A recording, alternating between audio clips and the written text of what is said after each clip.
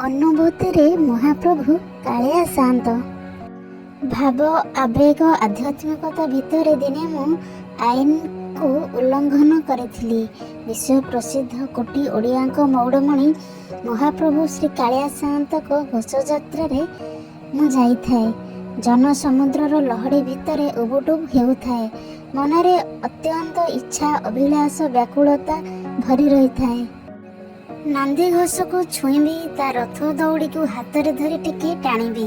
ଧୀରେ ଧୀରେ ଭିଡ଼ ଭିତରେ ନିଜକୁ ନେଇ ବାହାର କଲି ନନ୍ଦିଘୋଷ ରଥ ପାଖାପାଖି। ଆଖିରେ ଲୁହ, ଛାତିରେ କୋହ। ଅନେକ ଠେଲାପେଲା, ଧକ୍କା ମାଡ଼ର କଷ୍ଟ ସହି ଶେଷରେ କାଳିଆର ଦର୍ଶନ ପାଇଲି। ରଥରେ ତାକୁ ଦେଖି ନିଜକୁ ଧନ୍ୟ ମନେ କଲି। ଲାଗିଲା ସତେ ଯେମିତି କୋଟି ପାପ ମୋର କ୍ଷୟ ହେଇଗଲା। ମୁଁ ଲୁହା, ସେ ଚୁମ୍ବକ ମୋତେ ଟାଣୁଛି। ତାପରେ ନିଜକୁ ଆଉ ମୁଁ ନିୟନ୍ତ୍ରଣରେ ରଖିପାରିଲିନି। ଅନେକ ପୋଲିସ କର୍ମଚାରୀଙ୍କ ଉପସ୍ଥିତିରେ ଆଇନ କାନୁନକୁ ତିଳେ ମାତ୍ର ଖାତିର ନ କରି ମାଡ଼ିଗଲି।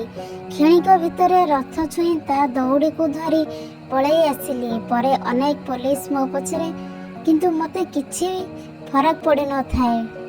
କେବଳ ଚକାଚକା ଆଖି ମୋ ଆଗରେ ନାଚୁଥାଏ।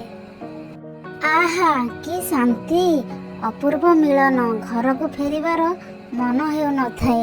ଏବଂ ସେହି ଦିନଠାରୁ ମୋ ଭାଗ୍ୟ ପରିବର୍ତ୍ତନ ହେଲା। ଆଗକୁ କହିବି ଆଉ ଏକ ଅଧ୍ୟାୟରେ। ରହୁଛି, ନମସ୍କାର।